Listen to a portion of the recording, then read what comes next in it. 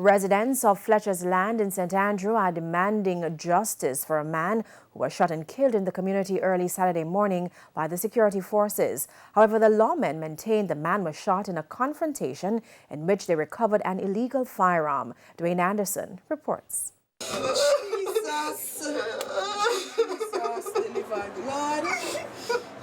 Relatives and friends of John Y. Dixon mourn his death. The 27-year-old, also known as Tittyman, was killed around 5:50 Saturday morning during a joint police-military operation in the Fletchers land community in St. Andrew. Residents say the security forces were unprofessional and acted in an extrajudicial manner in the operation. He was still in his sleep, and I opened the door and the police and the soldier come inside.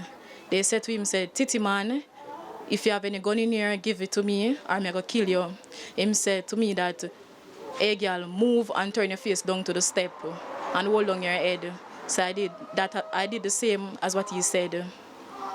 And them shoot him and he fell on the ground and he cursed a bad word. The official report from the police said Dixon was shot in a confrontation with the security forces. A 9mm handgun containing 6 rounds were also recovered from the scene. His loved ones, though, contested that account. They said they find gun behind the dresser, where I don't know about that because the house is small. So even if they say that, I would have seen it.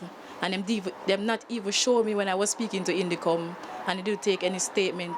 Only Indicom take my statement, and they was questioning me about some long stuff, some other stuff. So I get my lawyer. He was innocent, and the gun wasn't in here at all.